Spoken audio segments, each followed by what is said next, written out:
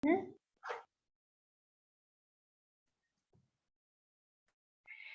¿cómo estamos? Me da mucho gusto tenerlos aquí a todos.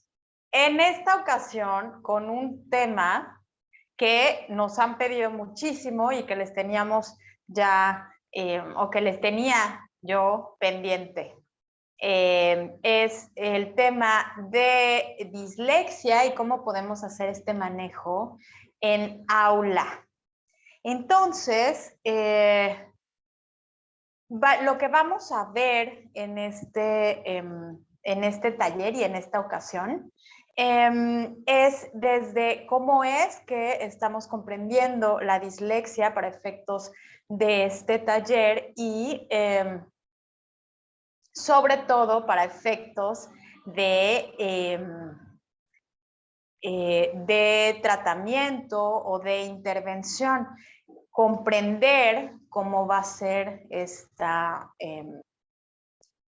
cómo es y qué características tiene el concepto de dislexia de esta perspectiva nos va a permitir hacer del cuadernillo y del material que estoy proponiendo algo mucho más rico. ¿De acuerdo? Les estaremos haciendo entrega o les estaremos haciendo llegar este material junto con la grabación de este taller lo más pronto posible.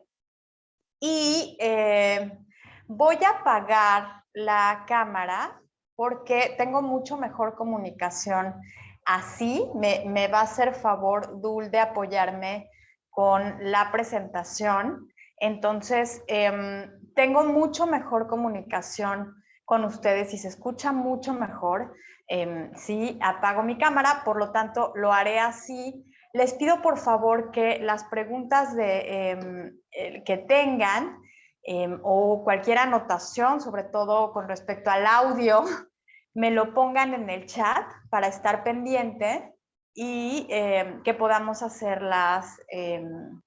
pues los movimientos necesarios. ¿De acuerdo? Vamos entonces ahora, Dul, si me apoyas con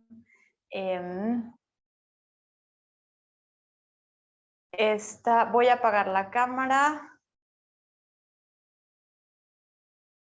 y estamos ya con este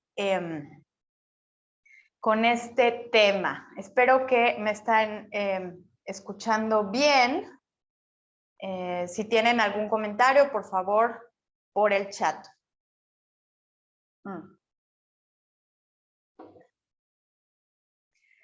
Vamos entonces, como les decía hace unos minutos, a ver cuál es el manejo, qué es lo que podemos hacer con nuestros estudiantes con dislexia dentro del aula. Para esta parte ya les comentaba que es muy importante conocer el concepto de dislexia que vamos a estar utilizando, que es el más contemporáneo, y el que vamos a estar utilizando para efectos de este taller. Todo lo que tiene que ver con dislexia fue acuñado este término, incluso el siglo pasado, qué fuerte que podamos decir algo así, fue acuñado el siglo pasado y hacía referencia estrictamente a una cuestión de percepción visual. Siguiente, Dul, por favor.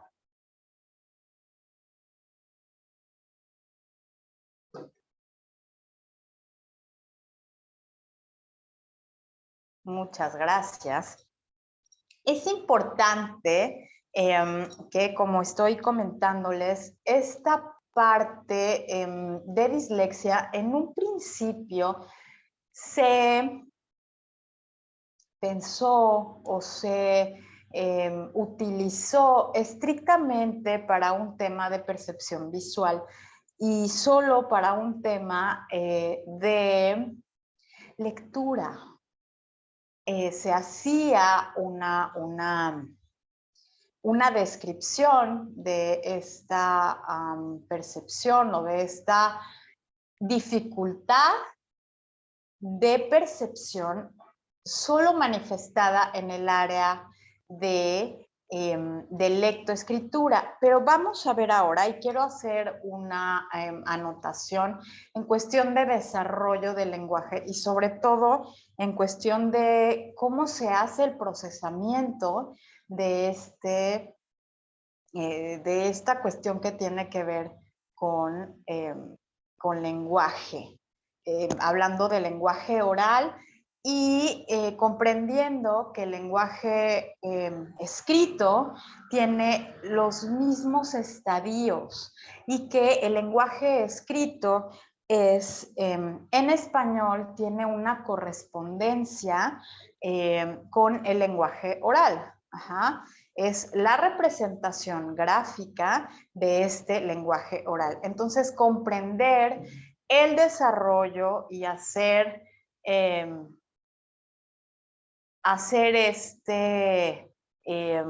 esta anotación.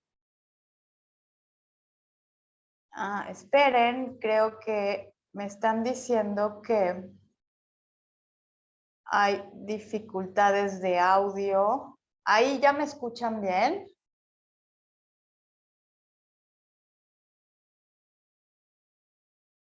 Si me lo pueden escribir en el chat, por favor.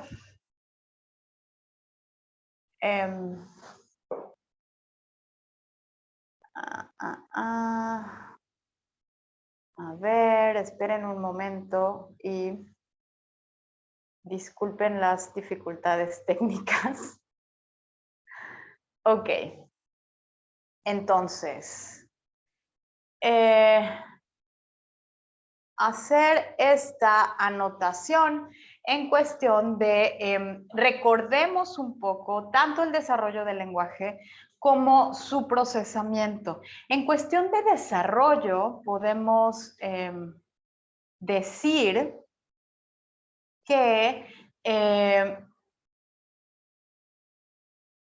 hay dos etapas importantes de este desarrollo lingüístico en las que podemos dividir para efectos de estudio este desarrollo. Una parte es todo lo que tiene que ver con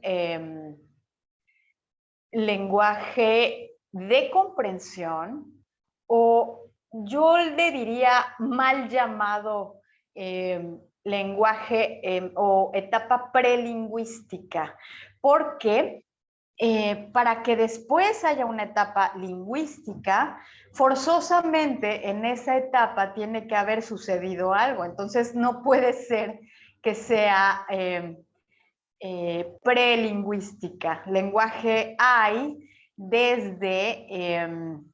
empezamos a tener esta percepción del lenguaje, digamos, a nivel de percepción auditiva desde la semana 16 de gestación.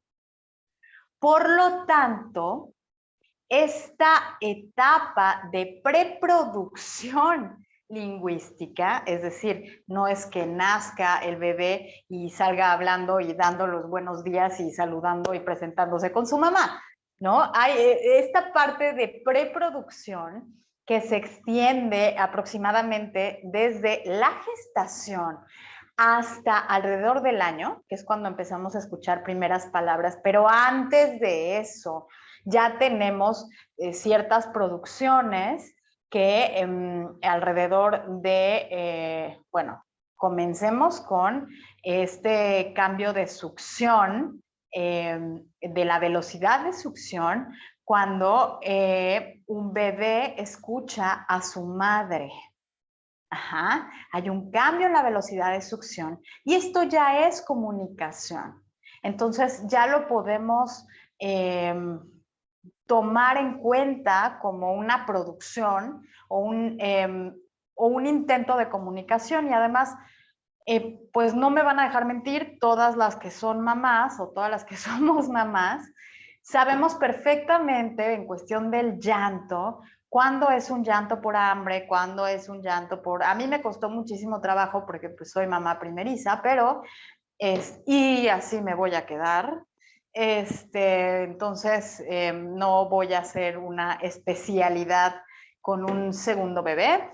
Entonces, pero sí esta cuestión de cómo es distinto el llanto cuando es por hambre o cuando es por dolor incluso, que tienen cólicos, lloran distinto. Entonces, esta parte ya la podemos decir, ya podemos decir que es una cuestión de producción, aunque no es una cuestión, no son sonidos del lenguaje, ¿de acuerdo? Es una cuestión bastante primitiva que podía como equipararse con sonidos que hacen otros animales, ¿no? Un rugido, etcétera, son también diferentes sin llegar a ser un sistema tan complejo como lo es el lenguaje humano. Ajá. Entonces, esta cuestión prelingüística o preproducción se extiende desde la gestación, semana 16, y hasta alrededor del año. Cuando los bebitos tienen alrededor de 4 a 6 meses, comenzamos a escuchar estos juegos vocálicos que nos llevan forzosamente a pensar en que lo están abstrayendo de su medio. Lo que comienzan a hacer los bebés es a jugar con la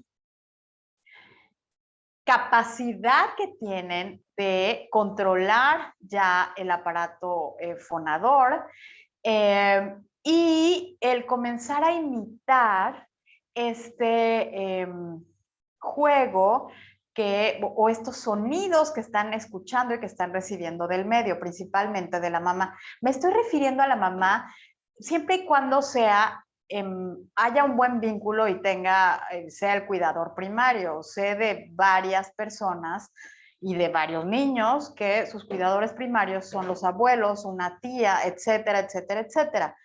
De ahí van abstrayendo esta cuestión lingüística cuando están siendo estimulados. Si son niños que no se les está hablando, que no se les estimula, que no se les hace caso, muy probablemente, aún teniendo la capacidad humana de desarrollar lenguaje, no lo van a hacer. ¿Ok? Porque una parte importante para el desarrollo lingüístico, pues va a ser siempre la interacción. Ajá, esta parte nos da estimulación y nos produce la necesidad de comunicarnos verbalmente para poder principalmente proveernos de todo lo que necesitamos para vivir. Es una cuestión de supervivencia. Y ya les he contado en otros talleres que esta cuestión química que producen los bebés, esta ternura que nos da un bebito, tiene que ver con una serie de química en el cerebro, es una cuestión hormonal que despide el cachorro humano, es decir, este bebé, y produce esta química en el cerebro de los adultos cercanos, y lo que está haciendo es proveerse de la protección y del alimento necesarios para sobrevivir, porque él no puede hacerlo solo. Es una cuestión evolutiva de la especie y tiene que ver con comunicación, porque lo que despierta en nosotros como adultos es esta necesidad de cuidarlos, de proveerlos, sí tiene que ver con el amor, por supuesto que sí, pero también con una cuestión bastante primitiva y bastante animal de nosotros como especie. Comenzamos a escuchar entre los 4 y los 6 meses estos juegos vocálicos. ¿Y qué pasa con estos juegos vocálicos? Después de los 6 meses, comenzamos a escuchar un balbuceo que tiene entonación. Nosotros podemos saber que este bebito está preguntando, sobre todo acercándose ya a los 9 meses, que está preguntando, que está muy emocionado, o aunque no esté produciendo palabras, no está produciendo palabras como tal, pero este juego vocálico, este balbuceo, ya tiene entonación. Esto nos hace pensar que, a través del tiempo, a muchos científicos y estudiosos del lenguaje y de la psicología y del desarrollo infantil, les ha hecho entender que la primera cosa que nosotros comprendemos de nuestro lenguaje oral es el ritmo, la entonación y esta cuestión melodiosa de la voz. Ajá. Porque es lo primero que producimos. Después de esto, es que comenzamos con primeras producciones ya más en forma, ya más sonidos con significado, pasamos por las onomatopeyas, y que si la vaca, y que si el perro, guau, guau, etcétera. Y generalmente la primera palabra es papá, por esta cuestión de interacción y de reforzamiento que está haciendo el medio, porque recordemos que este fonema frontal y explosivo se ve, es un fonema que se ve, entonces es muy común que los bebés comiencen a imitar o a producir estos fonemas, y una vez que los producen con 2 repeticiones, bueno, el medio comienza a reforzar estas repeticiones como si se hubiera graduado de Harvard, ¿no? Entonces, dijo papá, y este reforzamiento nos hace llevar este juego vocálico a la significación, que es este ser que está conmigo, en el mejor de los casos, que es parte de mi familia, que es mi papá. Ajá. Entonces, generalmente la primera palabra suele ser papá, y la segunda generalmente es ojalá mamá, porque también puede ser que en vez de papá sea mamá, pero es mucho más sencillo de producir el fonema P, por lo que se hace así. Y la segunda suele ser agua, o algo muy parecido, un acercamiento a esta palabra. Y la tercera suele ser no. Ajá, como una cuestión para defenderse, ¿no? Entonces, comienza así esta parte de producción lingüística que al perfeccionarse, si es que hay una perfección de esta competencia, que al perfeccionarse tendría que llevarnos con todas estas cuestiones neurosensoriales involucradas en el lenguaje oral, la madurez y la integración sensoperceptual tendrían que llevarnos por un caminito natural hacia la lectoescritura. Si bien vamos a necesitar alfabetización formal, digamos, si alguien va a tener que presentarnos toda esta parte de el alfabeto como tal. Toda la parte de saber que estas grafías y que este material gráfico tiene una correspondencia con el lenguaje oral, tendría que darse de una manera natural, cosa que no está sucediendo, ¿no?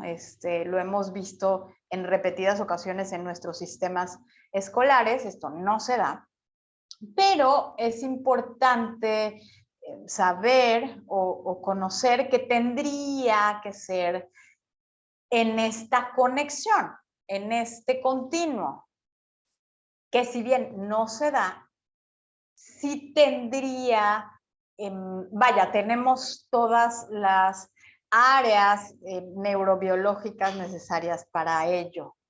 Ajá, entonces como que con un empujoncito tendríamos esta parte de madurez que nos permitiera acceder a lectoescritura de una manera formal.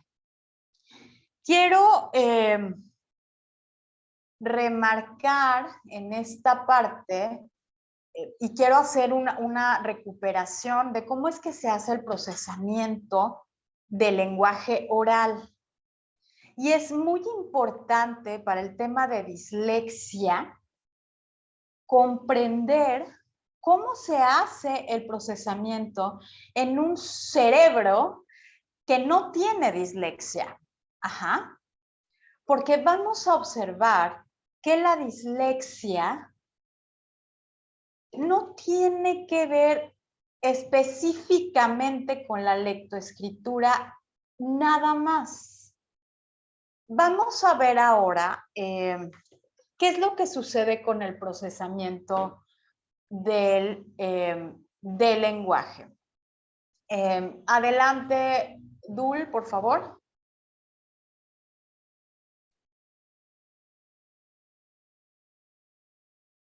El procesamiento del lenguaje involucra todos nuestros sentidos. Y cuando digo todos, es todos. Y pensemos en cómo podríamos nosotros decir o comunicar, transmitir a otra persona a qué me remite cierto olor si no fuera a través del lenguaje. ¿Cómo podría yo hacer para decir esta cuestión olfativa, que es de nuestros sentidos más primitivos, nos ayuda sobre todo a saber cuando un alimento es venenoso o cuando está echado a perder? Y si nosotros pensamos, ¿qué es lo que sucede con una mamá, una mujer embarazada? Todos nuestros sentidos como que se disparan, especialmente el olfato, porque vuelvo a lo mismo, es una cuestión de supervivencia. Entonces, nosotros cuando estamos embarazadas podemos oler casi que a 3 kilómetros cuando algo no huele bien, cuando algo está echado a perder. Esto para proteger la vida que estamos gestando. Entonces, este sentido, qué importante es para el lenguaje y lo dejamos muy atrás, ¿no? Junto con el sentido del gusto, que los dejamos como muy afuera. Y es muy importante, como voy a explicar en unos momentos, cómo todos los sentidos tienen su propio papel en un procesamiento intermodular que no se da una sola vez durante una conversación. Este procesamiento que vamos a escuchar ahora, tiene que ver con, o se da alrededor de 1000 veces en una conversación de 5 minutos. Ajá. Entonces, qué importante comprender cómo es este procesamiento para saber si este lenguaje oral tiene correspondencia en una situación gráfica, es decir, con lenguaje escrito. Qué importante conocer cómo es este procesamiento para comprender un tema como la dislexia. Ajá. Entonces ya casi que ustedes solas o ustedes solos van a decirme exactamente dónde está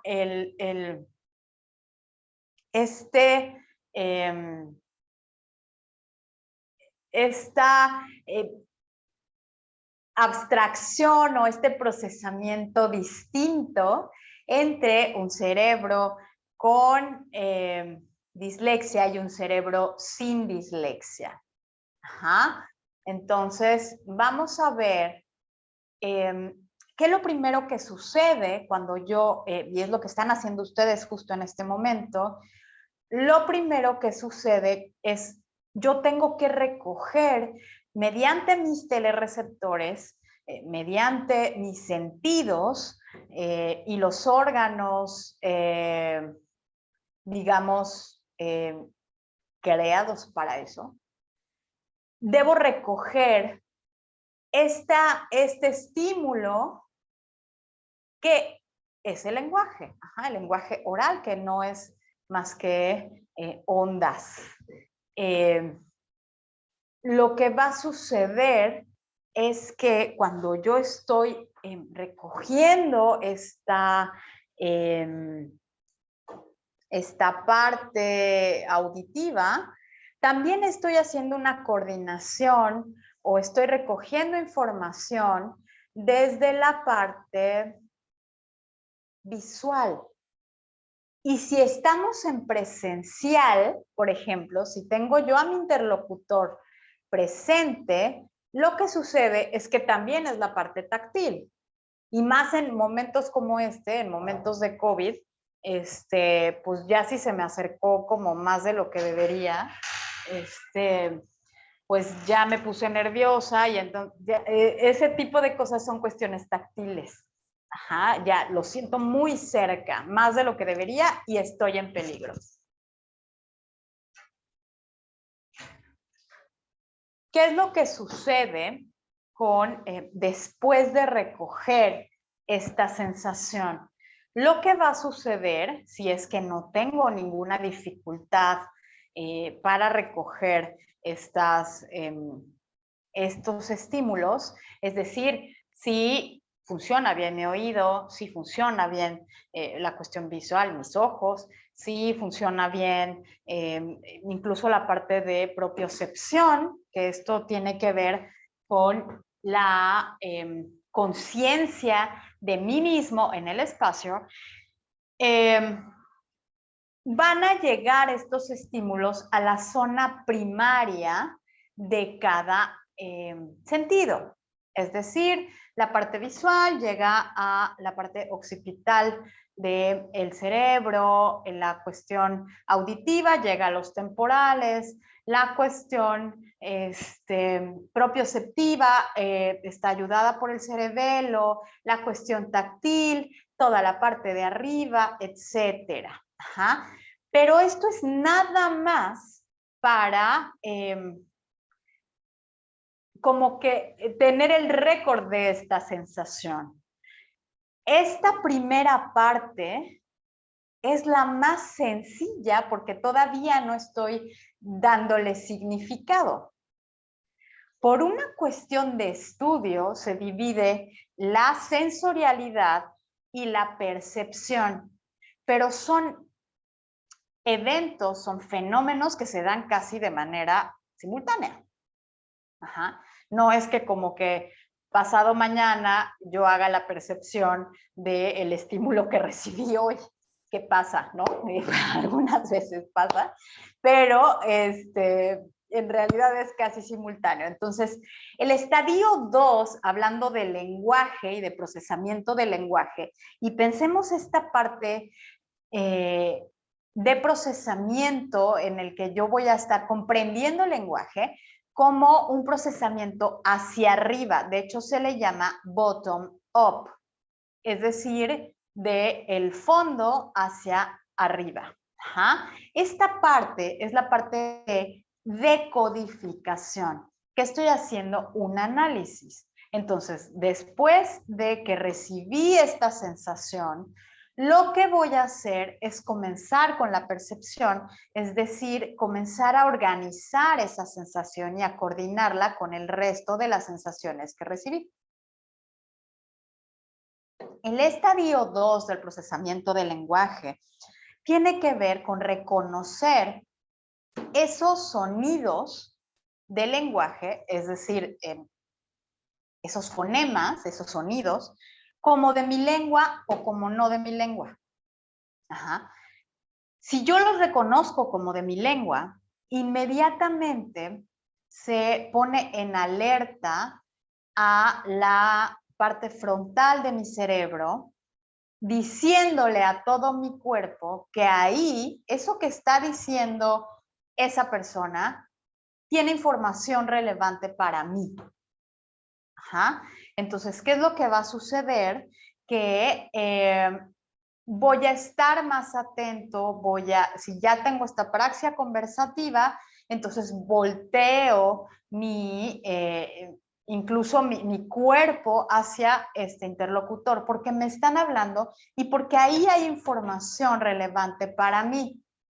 Es información para mí y estoy poniéndome en alerta. Ya reconocí esos sonidos como sonidos de mi lengua.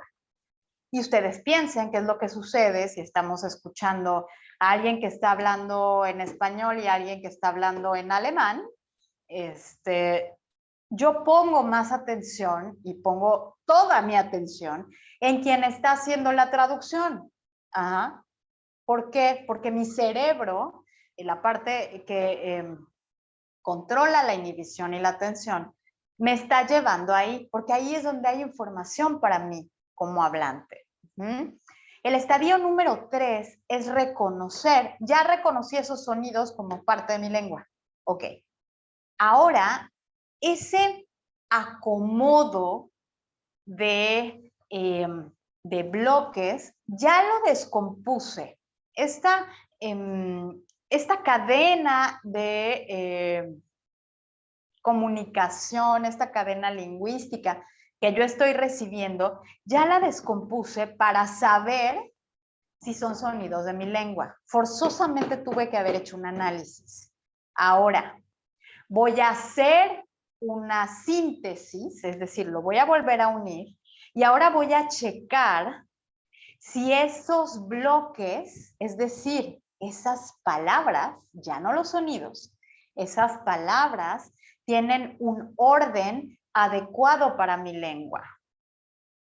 Esto quiere decir, reconozco la morfosintaxis como parte de mi lengua. Ajá. Qué complicado todo lo que estamos diciendo y se da en micromilésimas de segundo mientras estamos en una conversación. Después del reconocimiento morfosintáctico es que subimos a la cuestión de significación. Ya reconocí que esas palabras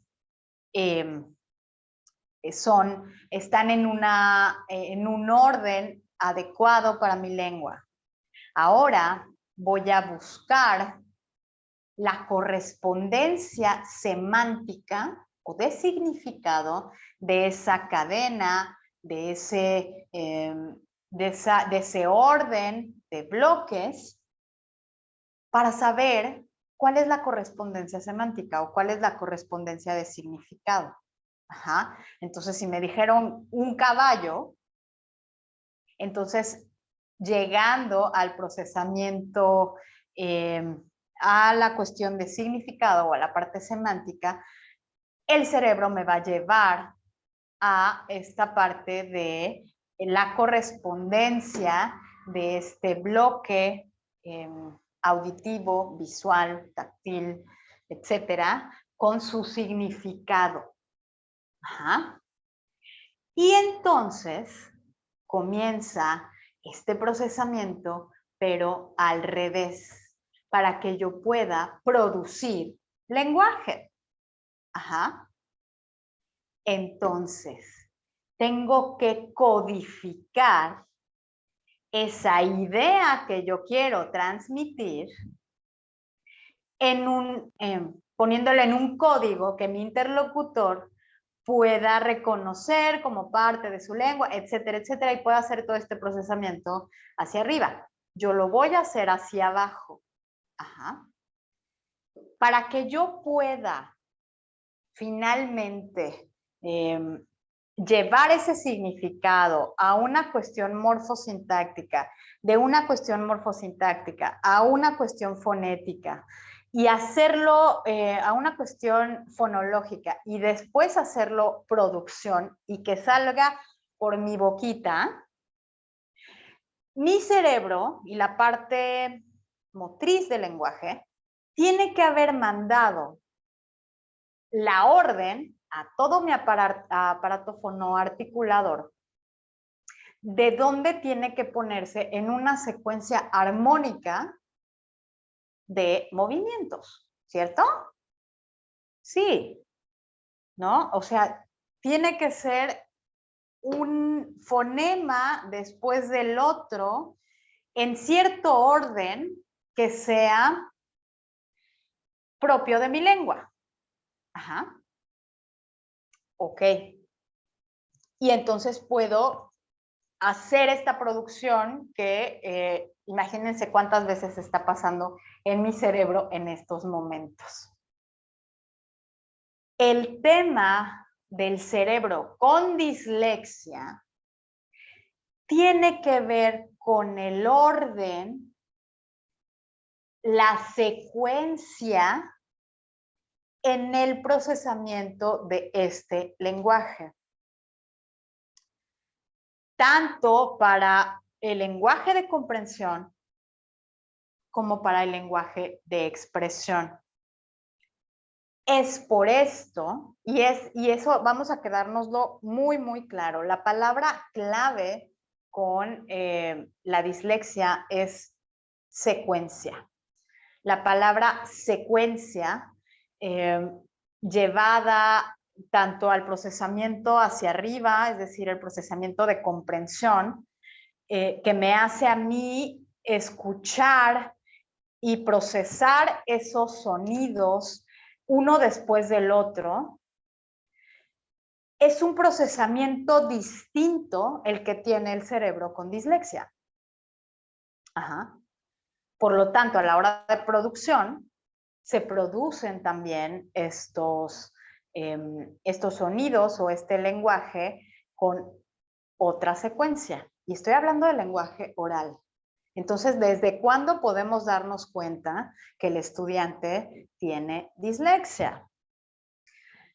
Dicho esto, siguiente, por favor, Dulce. Vamos a ver entonces qué es la dislexia y cómo es que la vamos a comprender para esta secuencia de trabajo propuesto. La dislexia tiene que ver con un procesamiento distinto del lenguaje en general. Esto es una percepción distinta que no alterada, una percepción distinta del mundo en general. Lo están percibiendo diferente. La dislexia es una cuestión genética, es una cuestión congénita que no se puede, no es una enfermedad, es una condición. Por lo tanto, se dan herramientas para acceder a la lectoescritura o acceder a la construcción de conocimiento o acceder al conocimiento mismo de una manera distinta a la de un cerebro sin dislexia. Ajá, porque todo el entorno e incluso el sistema de alfabetización formal está pensado con una cuestión de secuencia, con cierto orden, que no percibe y que no procesa de igual manera un cerebro con dislexia. Ahora, la dislexia puede manifestarse, ya estamos viendo que han escuchado a estos estudiantes en preescolar, sobre todo educadoras que tengo en el auditorio el día de hoy.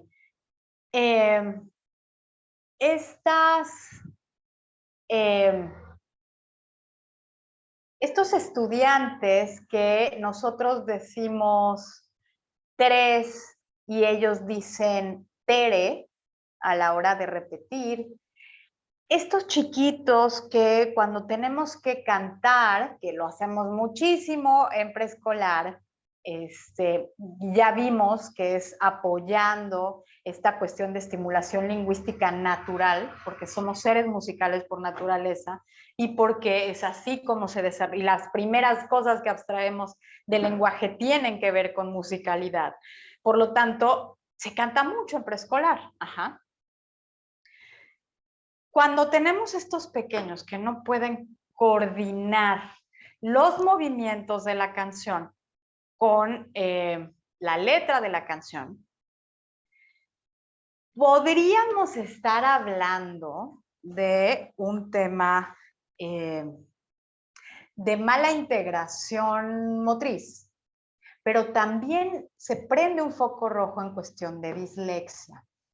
Ahora, la dislexia no es tan común como hemos pensado hasta ahora, porque tenemos que hacer una diferencia entre dislexia y dificultades de lectoescritura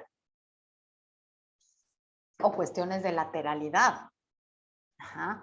Y la cuestión de la dislexia nos la va a dar, o sea, el que se pueda hacer un diagnóstico diferencial, tiene que ver con la persistencia en el tiempo. Ajá. Es decir,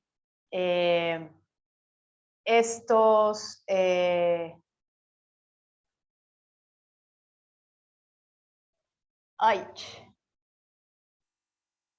es decir, estos estudiantes que están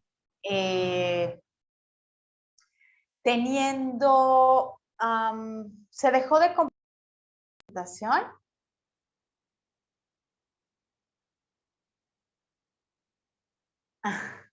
Estos estudiantes que están teniendo dificultades o desfases madurativos en la cuestión de integración sensorial, no todos tienen dislexia, o sea, solo el 17% de los estudiantes en edad escolar tienen un diagnóstico de dislexia como tal, que sí sea dislexia, porque la dislexia implica incluso una diferencia, aunque mínima, pero sí existe esta diferencia morfofisiológica a nivel neurológico. Ajá, o sea, a nivel cerebral. Entonces, y les decía que es una cuestión genética. Nos ha pasado mucho, y seguramente a algunas colegas que tengo por acá, o algunos colegas, les ha pasado que ustedes están estudiando al niño, ¿no? O sea, les llega una familia y estamos estudiando al niño de 6 años que parece que tiene dislexia.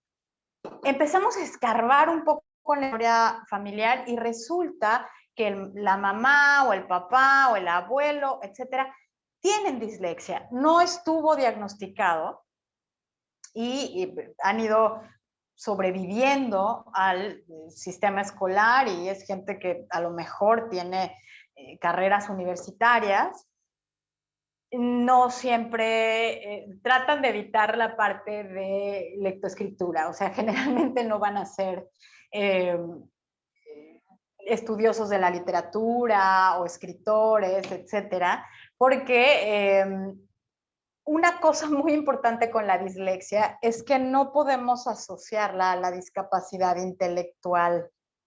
No tiene que ver una cosa con la otra, aunque podrían darse en el mismo sujeto como dos entes aislados, o sea, que tuviera por una parte discapacidad intelectual y por otra parte dislexia. Sí se puede dar el caso.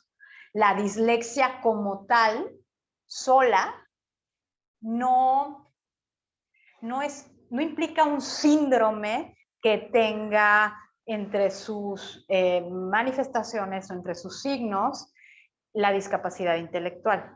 Esto no es así. Entonces, el estudiante con dislexia es totalmente consciente de su condición. Y son estos estudiantes que, como puede haberle pasado a los papás de nuestros estudiantes,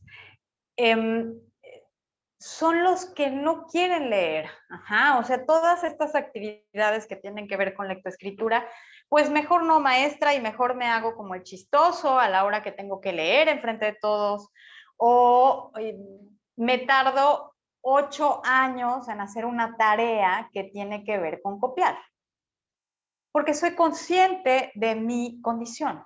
Sé que eso me cuesta trabajo. A lo mejor no sé que tengo dislexia porque no estoy diagnosticado, pero soy consciente de esta dificultad. Al suceder esto, y al poner esto en contexto, vamos a encontrar que los estudiantes con dislexia tienen una tasa altísima, primero de deserción escolar y segundo de depresión. ¿Qué hace esto? Esto produce consumo de sustancias en la adolescencia y produce una serie de cosas por no poner atención a la educación emocional o a la madurez emocional incluso del estudiante. No se trata nada más de te voy a dar herramientas para que accedas a la lectoescritura y si no lo haces, pues el que tiene el problema eres tú, ¿no? Y nada más esta parte, o de regalarles un certificado, o de regalarles nada, es darles cabida en un mundo que está hecho para cerebros sin dislexia. Cuando hay voluntad, hay modo. Así que lo que tenemos que hacer y lo que estamos proponiendo con este material que vamos a ver es una manera de acceder a la lectoescritura y de construir conocimiento que no necesariamente implique esta correspondencia, grafía, fonema desde el principio, que es algo que pueden revisar en algunos otros talleres que he dado o cuando han estado, si han estado conmigo en otros talleres, esta cuestión de ver, respetar estos estadios madurativos antes de meter alfabetización formal, es la clave de son los cimientos de la construcción y de la adquisición de saberes mucho más consolidados. Es decir, estaríamos previniendo, y es algo que el mismo sistema, estoy hablando del sistema educativo en México, no promueve. Ajá, no hay como una cultura de inmediatez y una cultura de rapidez, y todo tiene que ser instantáneo, y entonces si yo te mando un mensaje en este momento y tú no me contestas, algo está muy mal. Y entonces este tipo de cosas y de esta cultura de la inmediatez no nos permiten buscar alternativas, ajá, y encontrarlas, vaya. ¿Por qué? Porque el sistema está diseñado para dar resultados y para evaluar resultados. Entonces, si es un chico que no está accediendo a lectoescritura en Kinder 3, en preescolar 3, ya es un estudiante que se asume que tiene una dificultad, incluso una discapacidad. Y platicando con otros, tanto colegas como docentes frente a grupo, en escuelas particulares, el plus o lo que se ofrece a los padres de familia es que los chiquititos entre, no sé, 5 o 6 años, salgan de preescolar leyendo y escribiendo. Ajá. Y esto es un plus, esto es esto es una cosa que solo se logra en una escuela privada. Ajá.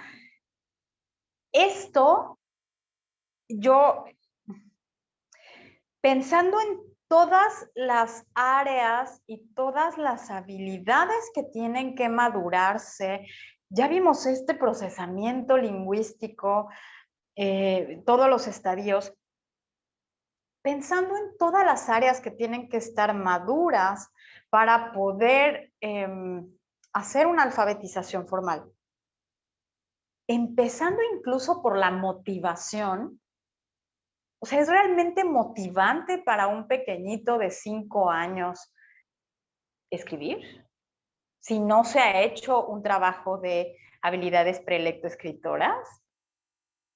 Ajá, y esta motivación es la base de absolutamente todo, incluyendo la atención. Ajá. Entonces, yo haciendo una analogía y pensando en que nosotros, espero, no obligamos a los niños a ponerse de pie. O sea, acercamos les damos estímulos para que ellos sientan la necesidad de moverse, sientan la necesidad de erguirse, sientan la necesidad, sí, pero no lo van a hacer hasta que estén listos. Por más que yo ponga en el piso y ponga los pies de mi bebé de 9 meses en el piso, no se va a sostener. Y esto es un hito neurológico y motriz. Bueno, es lo mismo. ¿Por qué no sería lo mismo la lectoescritura? Es un hito también. Tenemos que llegar a cierta madurez neurosensoperceptual para desarrollar lectoescritura. Entonces debe hacerse un trabajo de estimulación antes, y es mediante este trabajo anterior a la lectoescritura formal que podemos darnos cuenta que el estudiante tiene una dislexia o no. Nosotros, y hablo como profesor frente a aula, no podemos hacer, no se trata que con esta evaluación que ustedes van a tener posterior a este taller, con esta evaluación ya salgan y den un diagnóstico de tiene dislexia. No se trata de eso. Se trata de hacer una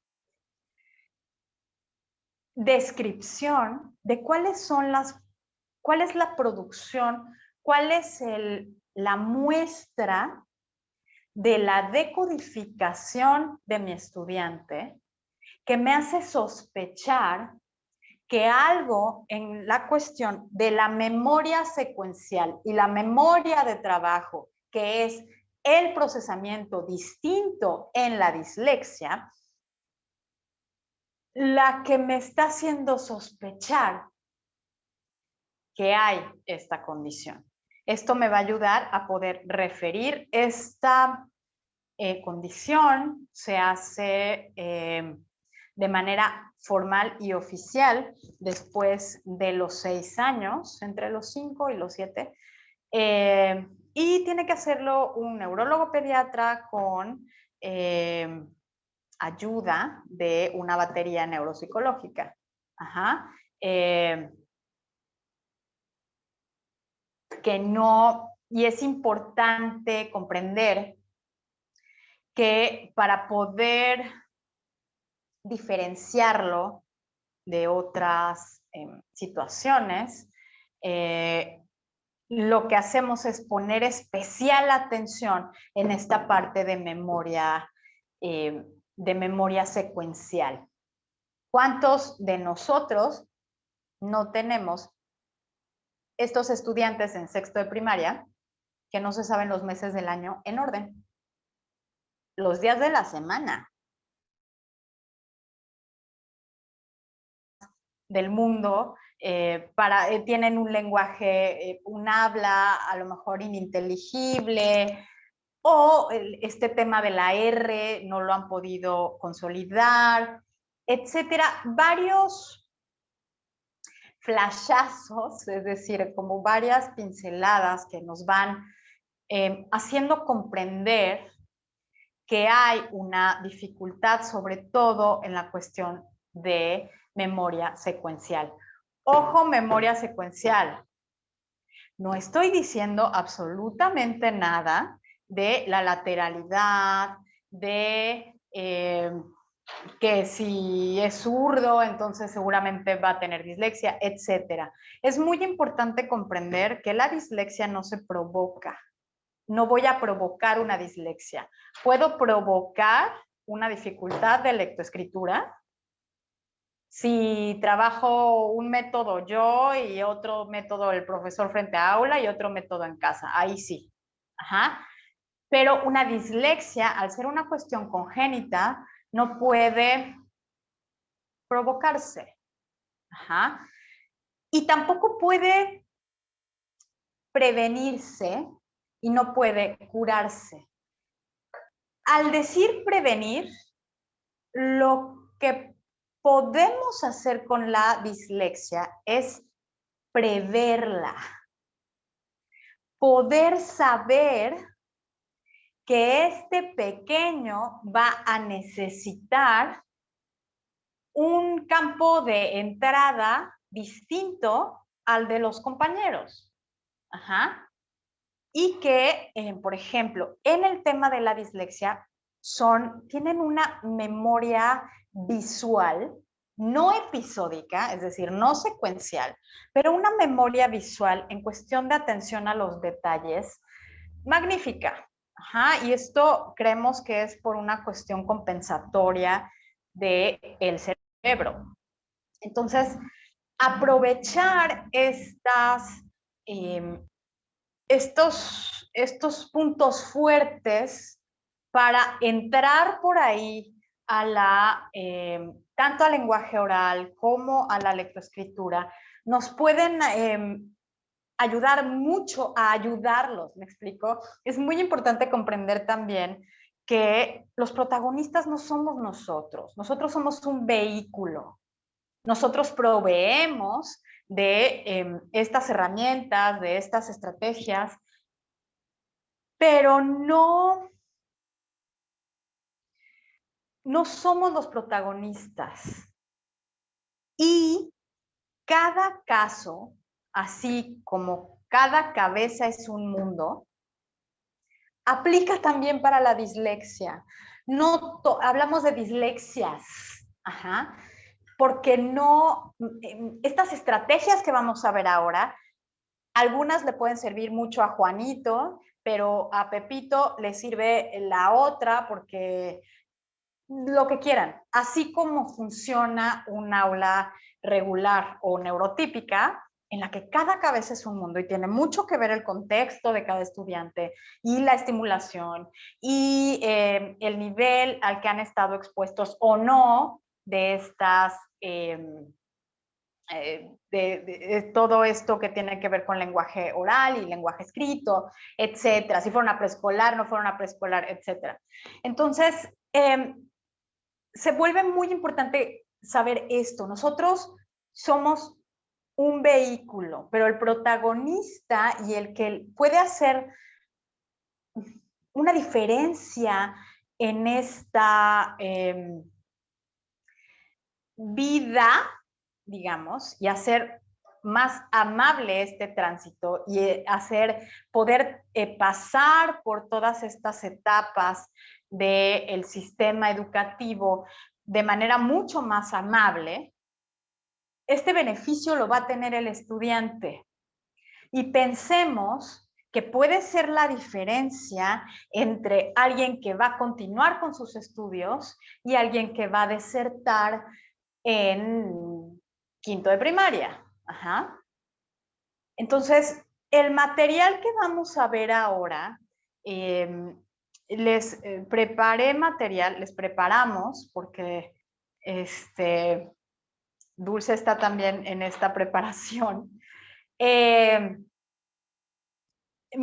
preparé material para toda la educación básica, desde preescolar, primaria baja, primaria alta, secundaria, media superior y superior. Por este tema de, hay adultos con dislexia que nunca fueron diagnosticados. Nada más tienen esta cuestión de autoestima muy pobre, porque siempre fueron los que no podían, porque siempre fueron los que no leían, porque siempre fueron los que no. Ajá. A pesar de que, por ejemplo, en los 80s, a mediados de los 80s, finales de los 80s, hubo este sobrediagnóstico de dislexias, como que se puso de moda. Entonces, todos los estudiantes que tenían alguna dificultad lectoescritora tenían dislexia. Entonces, y diagnosticado, o sea, era una cuestión de, llegaba el psicólogo, hacía una evaluación, no sabemos cuál, y diagnosticaba como dislexia. Comprendida la dislexia como una dificultad de lectoescritura o para acceder a la lectoescritura. Hay una situación en torno a al desarrollo dentro de parámetros de la lectoescritura, sobre todo cuando estamos madurando esta parte de percepción visual, constancia de la forma y posición en el espacio, en la que confundimos B con D y P con Q, S con Z. Esto es totalmente normal. Es la persistencia en el tiempo la que nos va dando la prueba de que este es el procesamiento mental de mi estudiante. Es decir, mientras otros ya consolidaron, o la mayoría de los compañeros ya consolidaron esta percepción visual muy pues a jalones y empujones, porque pues siempre los estamos correteando, pero ya medio lo lograron consolidar, ellos no. Ellos continúan porque así lo perciben. Entonces, al percibirlo así y al procesarla así la información, la producción es así. Algo con la dislexia también importante en cuestión de las manifestaciones es que en la mayoría de los casos, las producciones no son las mismas todo el tiempo. Esto nos puede hacer una diferencia entre, pongamos un ejemplo, un estudiante que yo digo perro y el estudiante escribe pedo. ¿Qué pasa? Los niños y todos nosotros hablamos como escuchamos y escribimos como hablamos. Entonces, esta cuestión de que escribe pedo y yo dije perro, y hacer esta sustitución de R por D en todas las ocasiones, lo que me está diciendo es que lo que está percibiendo es D en vez de R. En el estudiante con dislexia no sucede así. En realidad, lo que vamos a ver es en esta parte de escritura, es que sus producciones no siempre tienen estas inconsistencias, siempre sustituyendo por el mismo, la misma grafía, o siempre teniendo siempre estas dificultades o mostrando estas dificultades, pero no con una consistencia en cuestión de la manifestación, que sí con alguien que tiene una dificultad auditiva o de percepción auditiva, que no es una dislexia. Entonces, esta parte nos puede ayudar a hacer esta diferencia entre dislexia y cualquier discapacidad que implique una cuestión sensorial. O sea, una cuestión, o sea, resulta que está escribiendo, no sé, no puede copiar. Ajá, pero tiene miopía. No es una dislexia. Ajá, recuerden que siempre lo que vamos descartando primero es toda la parte, vamos de afuera hacia adentro y vamos descartando primero que toda la parte de sensorialidad sea adecuada. Entonces, sí se puede dar una discapacidad y además tener dislexia. Sí se puede dar, pero son dos entes distintos. Ajá, y ahí tenemos un reto gigante que es evaluar ambas cosas. No está fácil, pero sí, por supuesto que hay casos como esos. Entonces, al poder ir haciendo esta descripción de cómo son las producciones de mi estudiante, esta prueba que les vamos a compartir se puede hacer a partir de los 5 años. Pero con el material que vamos a ver ahora podemos evaluar o describir las producciones desde preescolar 1, es decir, 3 años. Ajá. Y focos rojos cuando ya sabemos que existe algún familiar con dislexia, y si no con dislexia, preguntemos siempre si alguien tuvo dificultades para la lectoescritura, si alguien dejó la escuela, si alguien no, porque suelen decirnos, no, pues es que él no era bueno para la escuela, y resulta que tenía dislexia, ¿no? El abuelo, por ejemplo. Es que dejó la escuela porque pues no le gustaba. Sí, no le gustaba, ¿por qué no le gustaba? Entonces, este tipo de cuestiones son cosas, viendo la dislexia como una condición genética que podemos estudiar de este modo. ¿Sale? Entonces, vamos a ver ahora lo que tiene que ver con... Adelante, Dul, por favor.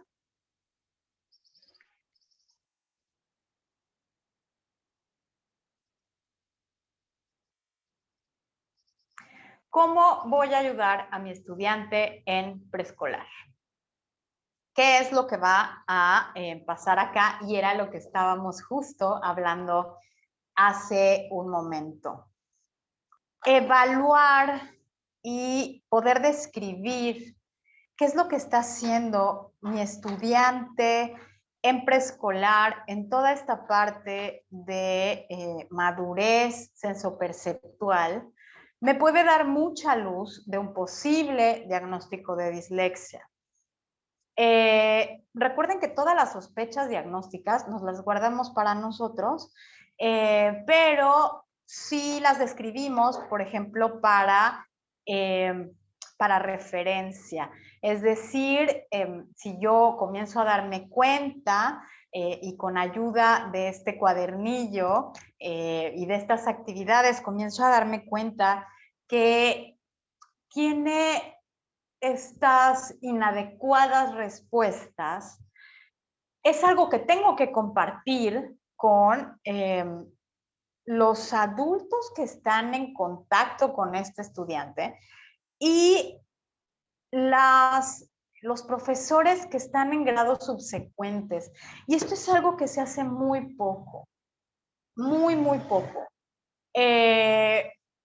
Generalmente, y vaya, por una cuestión de sistema, está poco articulado, sobre todo transiciones, es decir, no sabe mucho del estudiante el profesor que está recibiéndolo en primero de primaria o en primero de secundaria. O sea, no sabe mucho del estudiante porque no se tiene esta, digamos, cultura de compartir los expedientes. A lo que me refiero con no salir y publicarlo es no salimos y con la familia les decimos, es que tiene dislexia. No, es mi sospecha. Yo estoy viendo que hay respuestas inadecuadas en lo que tiene que ver con memoria secuencial y lo que tiene que ver con memoria de trabajo. Vaya, jugamos Simón dice y yo le digo, levántate y aplaude 2 veces y el estudiante es incapaz de seguir estas instrucciones. Eso es memoria secuencial y no es un foco rojo, pero no es una prueba formal. Ajá. Pero es una actividad que obviamente nos da muchísima luz de lo que puede estar pasando en el procesamiento del lenguaje de este pequeño. Ajá. O sea, no puede seguir estas instrucciones, no es nada más, es que no me puso atención. Ajá, porque hay algunas otras cosas en las que yo veo que sí me pone atención y cosas que sí hace y cosas que puede describir perfectamente y evocarlas aunque no estén presentes, pero no tienen que ver con secuencia. Cuando yo le pido que ordene este cuentito de tres estímulos, de 3 tarjetas, no lo logra de manera adecuada. Entonces, ¿no les parece que sería algo muy importante para el profesor de primaria saberlo? Para los directivos saberlo. Haría la diferencia de la tierra al cielo. Ajá. Entonces, vamos a, si bien, como les digo, el sistema no lo promueve, vamos a promoverlo nosotros. Esta parte de compartir saberes y de compartir herramientas y de compartir es algo que tenemos que hacer. Entonces, en cuestión de preescolar, lo que vamos a hacer es, Dul, ¿me puedes apoyar proyectando el cuadernillo? Por favor. Muchas gracias. Quiero que vean las actividades propuestas.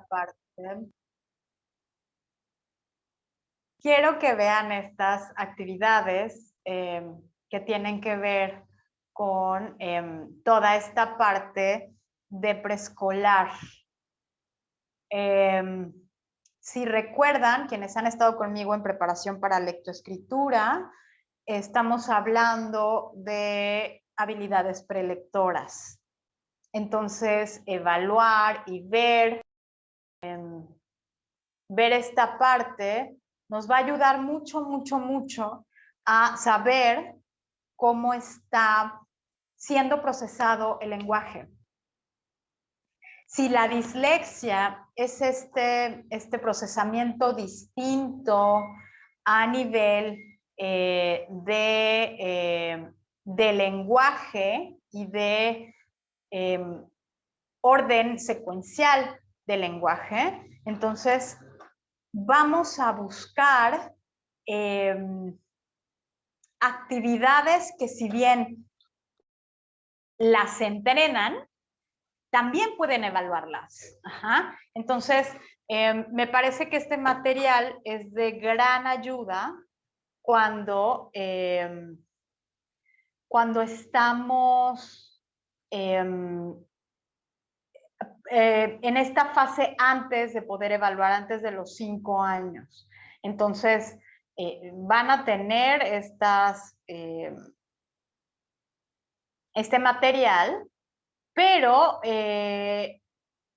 es importante comprender que se puede utilizar para ambas cosas. Se puede utilizar tanto para hacer una evaluación, digamos, descriptiva o cualitativa del procesamiento de nuestros estudiantes, del procesamiento lingüístico, pero también para entrenar estas habilidades. Perfecto. Vamos a ver, abrimos con parte 1, que es la parte de preescolar, y vamos a revisar, vamos a pasar por favor las actividades. Solo quiero que las vean de manera global, digamos. Estamos revisando la parte de audición. Recuerden que todos estos audios están en el canal de YouTube. Tenemos toda la parte de audición. Tenemos toda la parte de memoria secuencial auditiva.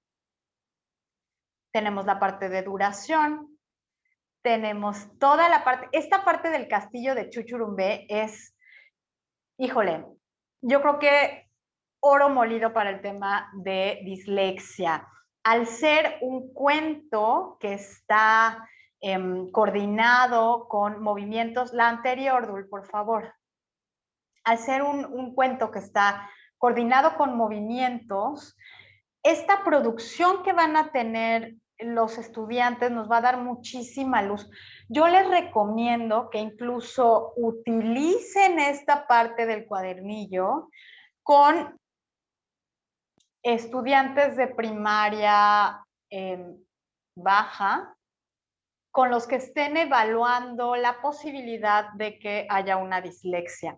Esta parte del castillo, en donde tengo que describir con las manos y con palabras esto que estoy contando en una secuencia específica, va a ser un gran reto para el estudiante con dislexia. Yo les recomiendo que si vemos, o sea, si llegamos hasta acá y vemos dificultad a la primera, podemos dejar la actividad, continuar con el resto, que eso vienen las de percepción visual, continuar con el resto y después regresar, y estoy hablando de días después, a volver a revisarla. Ajá. Solo para estar seguros de que es un tema con toda la parte de secuencia. Toda esta parte visual, que también tiene que ver con secuencia, y tiene que ver con grafomotricidad, y tiene que ver con la parte motriz de la lectoescritura, tiene que ver con equilibrio, tiene que ver con propiocepción, tiene que ver con todas las áreas involucradas, que es todo nuestro cuerpo y todo nuestro cerebro, que tienen que ver con habilidades prelectoescritoras. Ajá. Entonces, si bien nos sirven para entrenar, también nos sirven para evaluar. Vamos al último, por favor. Al último de preescolar. Qué bonita edición, Dul. Ok, entonces llegamos hasta la parte de conciencia fonológica. Y acá estamos hablando ya de haber podido llegar a una cuestión de madurez tal que me permite esta parte de conciencia fonológica. No puedo meter alfabetización formal antes de esto, por favor, con dislexia y sin dislexia. Entonces, vamos a intentar trabajarlo siempre escolar, pero hacerlo también como una prueba como una manera de describir este procesamiento. Y no se trata de etiquetar, ¿sale? O sea, no se trata de, es que no pudo, entonces voy a etiquetar y no. Se trata de buscar otras opciones. Les dije que teníamos para toda esta parte de todos los grados de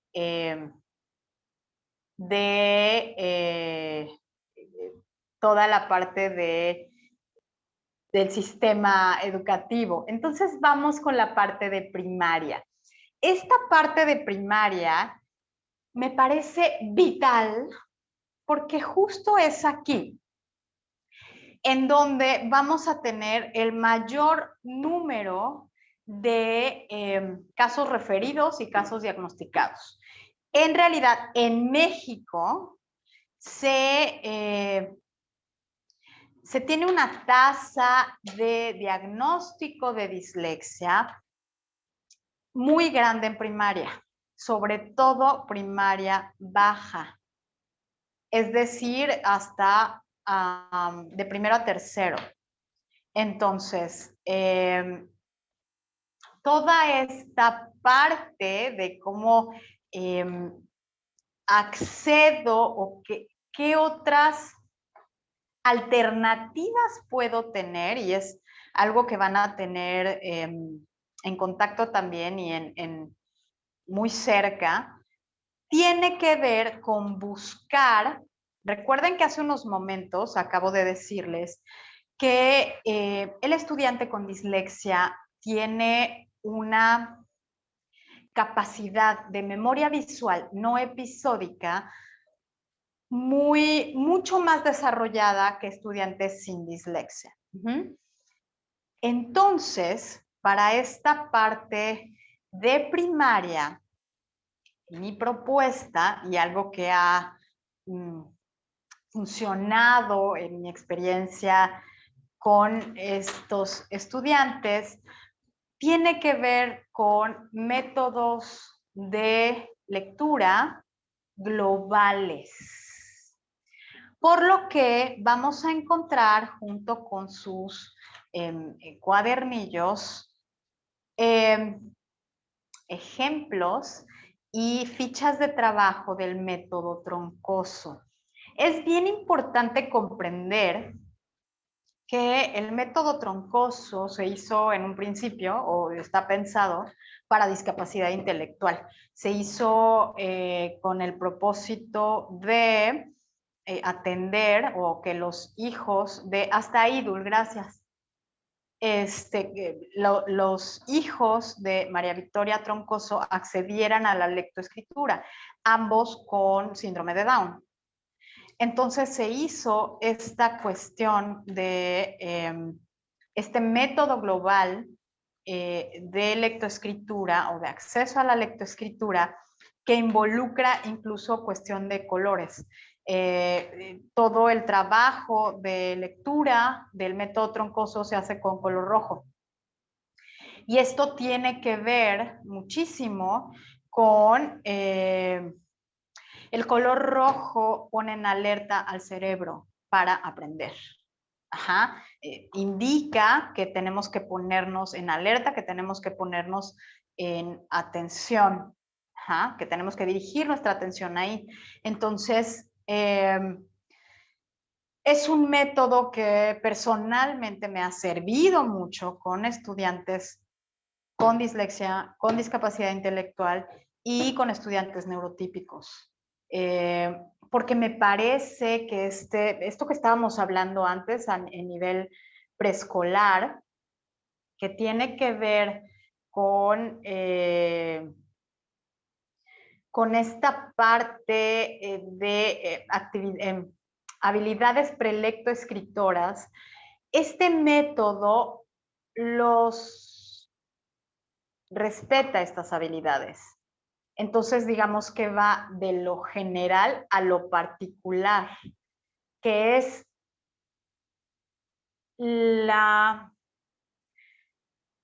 contrapropuesta a lo que propone el Sistema Educativo Nacional, que tiene que ver con métodos fonéticos, métodos silábicos, etcétera. O sea, que empiezan como desde las pequeñas partes o intentando que el estudiante haga un análisis muy minucioso de esta cadena suprasegmental o de este discurso por la parte escrita. Me parece que suprime todo lo que puede tener que ver con motivación, suprime todo lo que tiene que ver con curiosidad, suprime todas estas partes.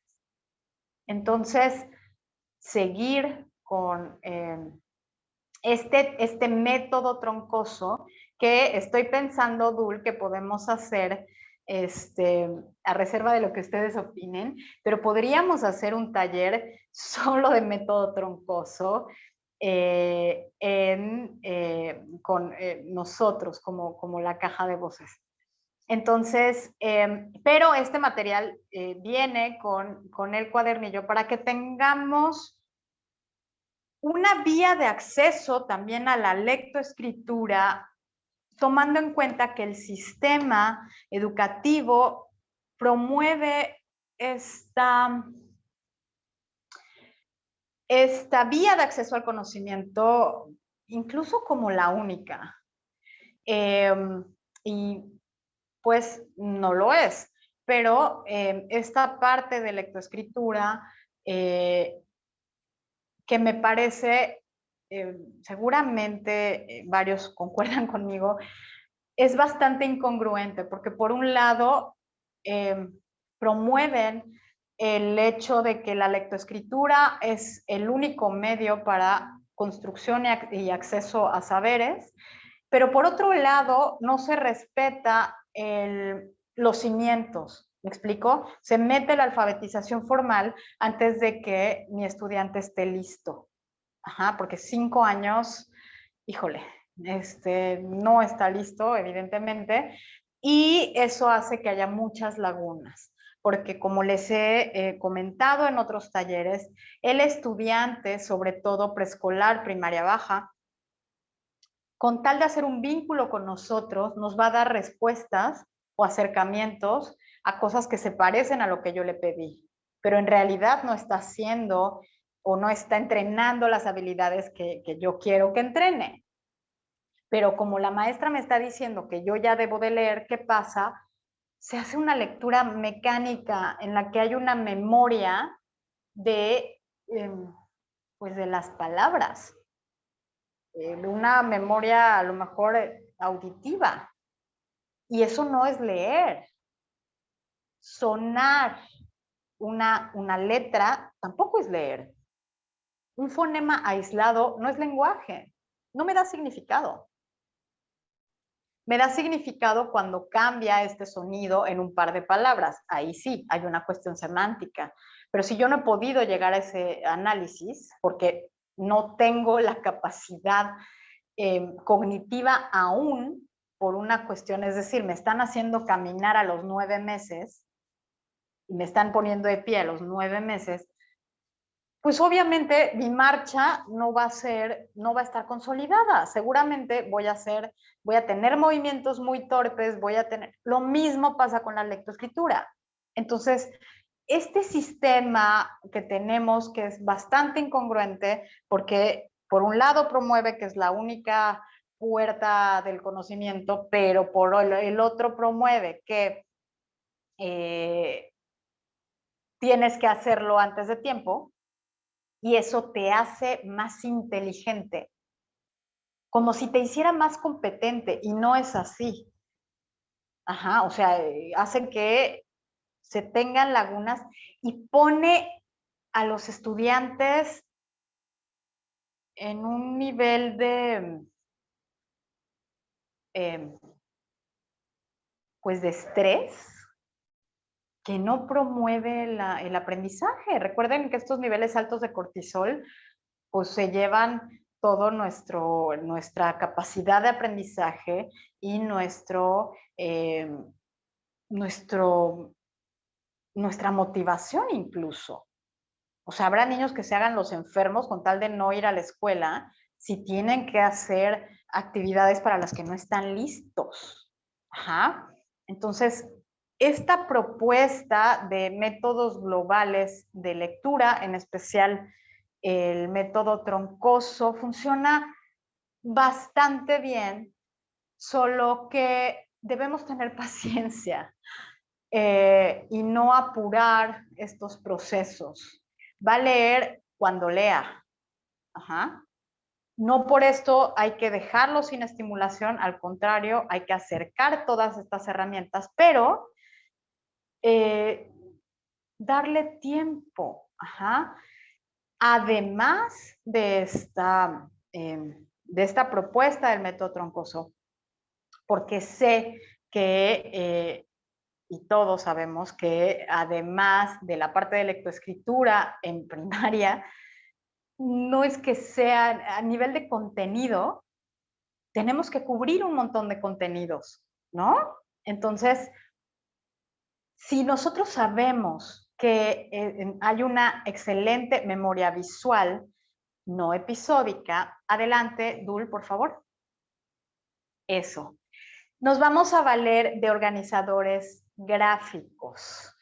Todo lo que tenga que ver con organizar esta información de una manera gráfica, haciendo que, sobre todo, a golpe de vista, se puedan tener, como este es buenísimo, se pueda tener información que incluya todo este contenido que quiero que mi estudiante abstraiga e interiorice. Entonces vamos a ayudarle con organizadores gráficos. Aquí se propone que sea con texto, pero lo podemos hacer con dibujos. O sea, están los dibujos para el organizador gráfico, pero yo hablo del contenido, hacerlo con dibujos y a lo mejor algunas palabras de conexión que nos den idea de todo el contenido a un golpe de vista, porque es esta memoria la que les va a permitir construir ese conocimiento. Esto es posterior a que ya se trabajó el contenido de manera vivencial, que sé que es algo por lo que han estado peleando muchos compañeros y muchos colegas también, que se permita tener estas experiencias dentro del aula. Ajá. Entonces, hacer después para la recuperación de esta información organizadores gráficos, repito, a este golpe de vista en primaria, y hablo de primaria baja y primaria alta, va a ser muy, muy útil para el estudiante con dislexia. Adelante, Dul. Tener varios ejemplos de organizadores gráficos. Y llegamos a la parte de secundaria. Quiero detenerme un momento aquí, porque así como es importante esta transición, todas las transiciones son importantes, sobre todo en la parte de secundaria, primaria a secundaria, me parece que estamos dejando de lado que morfofisiológicamente hay cambios en el cerebro de nuestros estudiantes con dislexia y sin dislexia. Ajá. Entonces, morfofisiológicamente está habiendo cambios, es decir, el cerebro está cambiando de tamaño, de morfología, está produciendo ciertos químicos y ciertos no los está produciendo. Y el estudiante en esta transición está frontalizado. ¿Han visto o han escuchado, o los que son mamás o papás de adolescentes, saben que de repente tienen unas respuestas que uno dice, ¿de dónde se les ocurrió eso? O sea, ¿cómo se le ocurrió hacer tal cosa? ¿Cómo no midió tal cosa? Bueno, es porque neurológicamente no puede. Neurológicamente, el cerebro adolescente está cambiando tanto que es como si tuvieran una lesión frontal.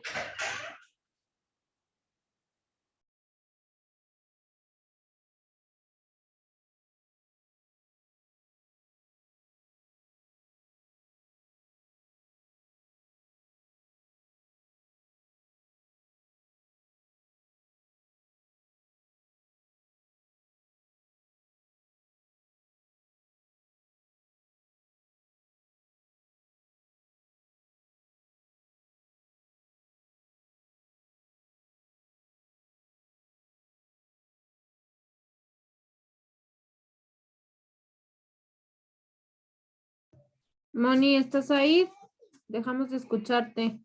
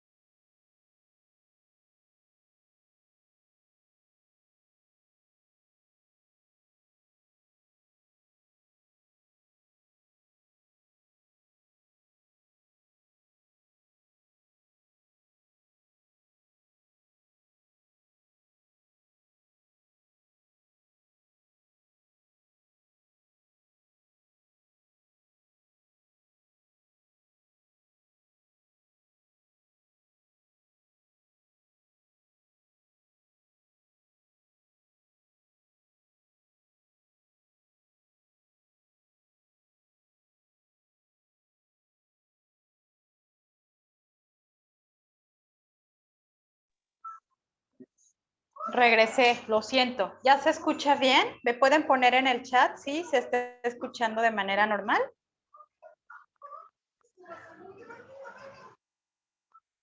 Tuvimos una dificultad con el audio. Ok, entonces les decía que a nivel de secundaria, a nivel adolescente, toda esta parte química y morfofisiológica está cambiando. Al estar cambiando, entonces vamos a tener otra calidad de respuestas que no veríamos en primaria. Si tuvimos la suerte de que nuestro estudiante con dislexia llegara hasta secundaria, todavía podemos hacer este diagnóstico en este nivel. Ahora, el nivel de apatía a todo lo que tiene que ver con lectoescritura en esta etapa va a ser potenciado al 1000, ¿me explico?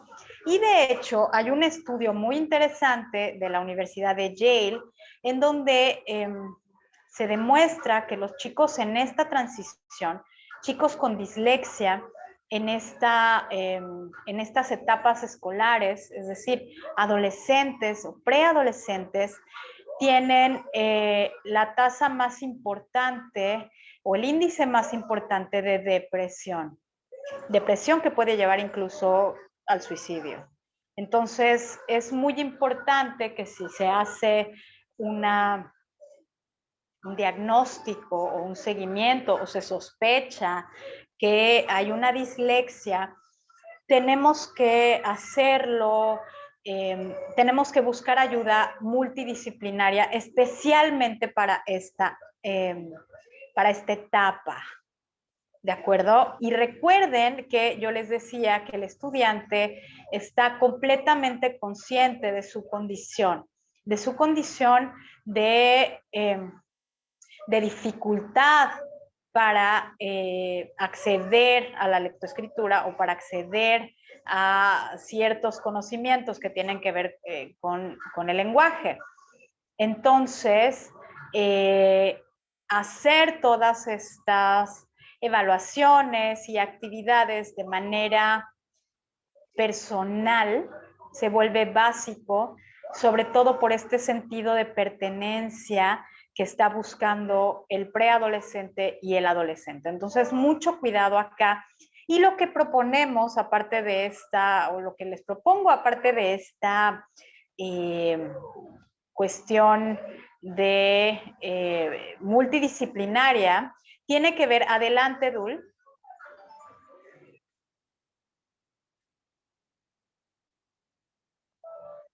Tiene que ver con organizadores gráficos mucho más complejos, o sea, comienzan a ser cada vez más complejos, pero se les sigue dando oportunidad de expresarse de manera gráfica. Permitan que el estudiante represente su proceso como se sienta más cómodo. Es decir, suelen tener, sobre todo el estudiante con dislexia, muchísima facilidad para el dibujo. Entonces, vamos a permitirles expresarse de esta manera y expresar su saber de esta manera. Entonces, siempre la recomendación para el estudiante con dislexia es que sea a golpe de vista. Es decir, que en una sola hoja, adelante, Dul, por favor, que en una sola hoja podamos observar toda la información, digamos, necesaria. De este modo, nuestro estudiante va a tener carpetas con una hoja por tema de nuestro contenido académico como tal y va a poder acceder y recuperar este contenido.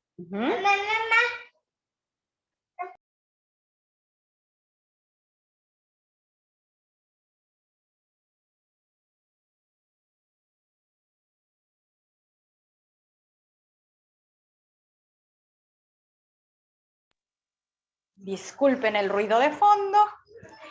Entonces, siempre a golpe de vista para poder hacer una recuperación de este material. Aunque se siga trabajando, porque podemos llegar hasta estos niveles, incluso a preparatoria, y seguir trabajando método global para acceder a la lectoescritura. Generalmente, si logramos que llegaran hasta estas etapas, están multiintervenidos. Entonces ya se trató con la alfabetización formal, con métodos fonéticos, con métodos silábicos, y no hubo un acceso o una consolidación adecuada de la lectoescritura.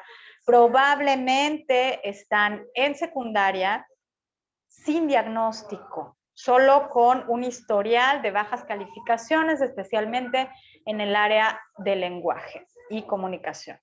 ¿Sale? Entonces, organizadores gráficos y continuar con este tema de lectura global es básico, además de una cuestión multidisciplinaria o interdisciplinaria, poniendo especial atención a toda la parte emocional por los cambios morfofisiológicos y de construcción y deconstrucción de la personalidad que se dan en la adolescencia. Adelante, Dul, por favor.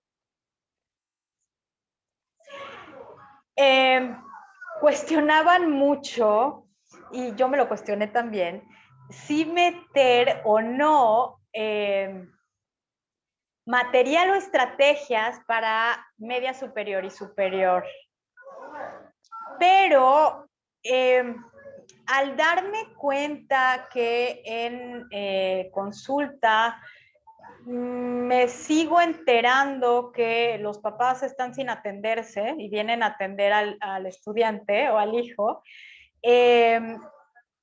me parece que tener estas estrategias y estar conscientes de que es algo que podemos encontrarnos incluso a estos niveles, se vuelve muy, muy importante, ¿sale?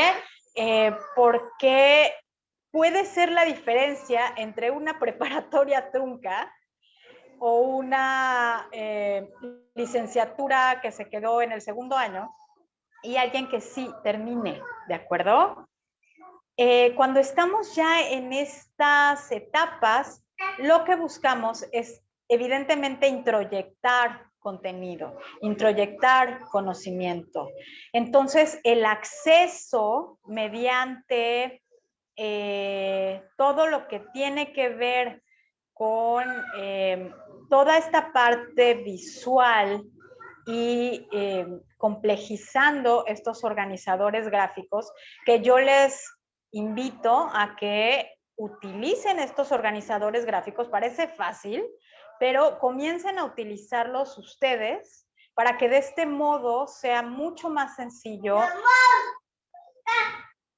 replicarlos con sus estudiantes. Adelante, Dul, por favor.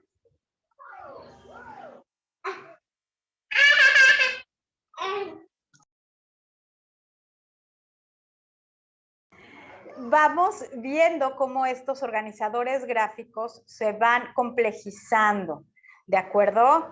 En la mayoría de los casos que tienen que ver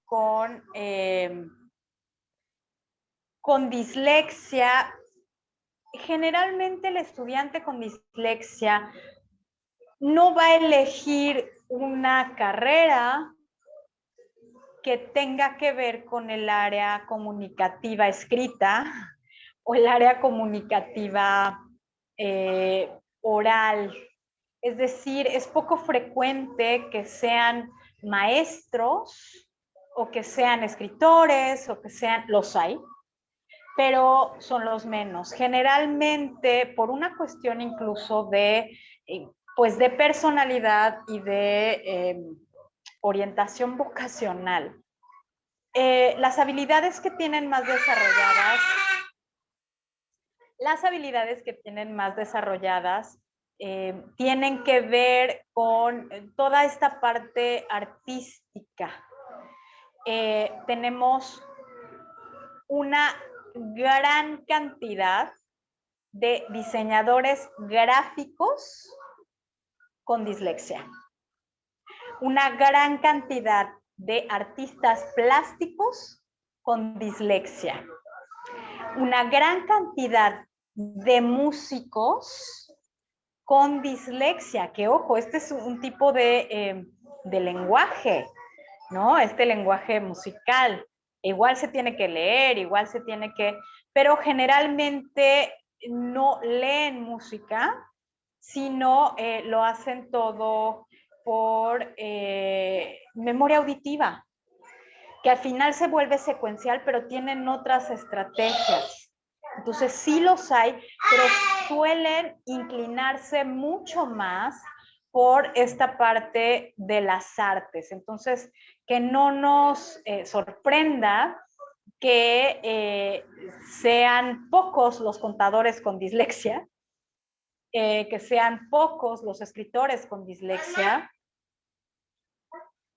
pero que sean muchos los diseñadores gráficos y que sean muchos los artistas plásticos con esta condición.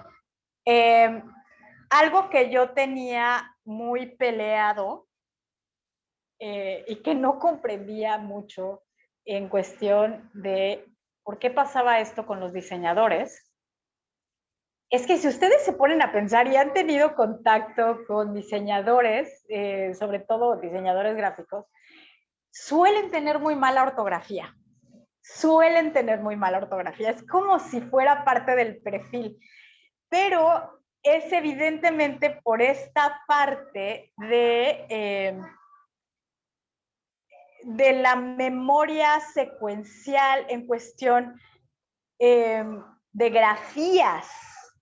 No en una cuestión gráfica como lo es el dibujo o como lo es la fotografía, sino en esta cuestión de expresión y de decodificación gráfica, su memoria secuencial es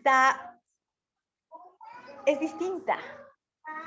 Entonces, chéquenlo, no me hagan caso a mí, yo no sé nada de lenguaje, chéquenlo ustedes, véanlo en una cuestión de, digamos, experimenten con ello y suelen hacerlo incluso, porque yo decía, a ver, si yo mandé este texto, ¿por qué me está mandando el mismo texto con faltas de ortografía? Ajá, porque para reproducirlo y hacer esta copia hay dificultad. Ajá, entonces fue muy importante y voy a ver si les comparto el artículo, pero es un estudio que se hizo en Argentina de cómo la mayor, digamos que la profesión principal que elige alguien con dislexia es esta parte de diseño gráfico. Entonces, son un gran campo para nosotros de estudio, ¿no? Y cursa con todo esto que les he estado explicando a lo largo de ya casi 2 horas. Con todo esto que les he estado explicando acerca de qué es la dislexia, cómo es el procesamiento del lenguaje en un cerebro con dislexia y cómo es en un cerebro sin dislexia. Y recordando que el lenguaje y la producción lingüística, como lo es el habla o es la escritura, son una prueba y una muestra de cómo son nuestros procesamientos y literalmente de qué tenemos en la cabeza. Al ser así,